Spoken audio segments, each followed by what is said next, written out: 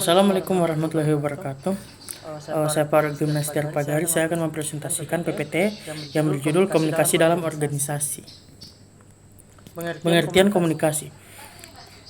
Komunikasi adalah proses pengalihan ide dari suatu sumber ke satu penerima atau lebih dengan tujuan agar mengubah tingkah laku.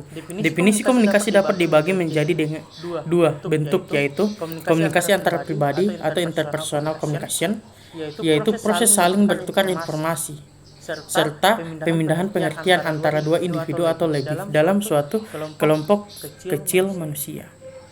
Sifat informasi ada faktual, opini atau konsep, perincian, relevan, tepat waktu, teliti, dapat dipahami, kelengkapan, dan bisa diatur.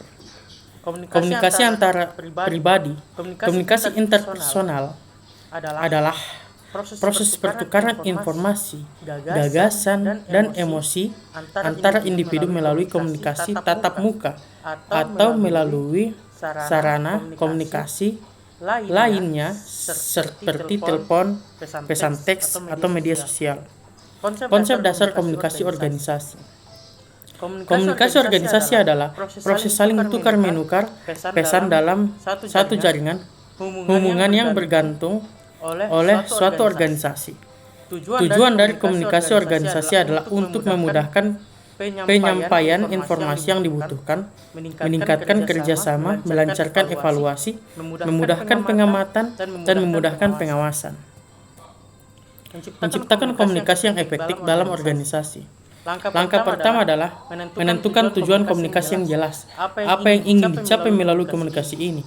Apakah itu untuk memberikan informasi, memotivasi karyawan, atau membangun citra mereka? Memenuhi tujuan komunikasi adalah langkah kunci dalam merancang pesan yang efektif. Penting untuk mengetahui kepada siapa pesan akan diajukan, identifikasi audiens yang tepat memungkinkan Anda untuk merancang pesan sesuai dengan kebutuhan, kepentingan, dengan tingkat pemahaman audiens. Apakah pesan ditunjukkan kepada karyawan, manajemen, atau pemangku kepentingan eksternal? Menciptakan komunikasi yang efisien dalam organisasi.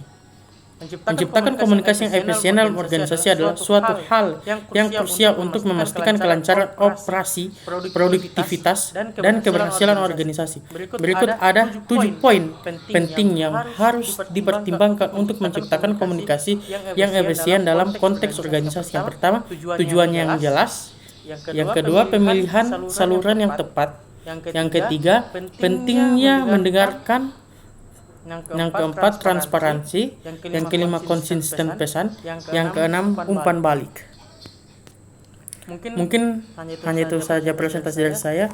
Assalamualaikum warahmatullahi wabarakatuh.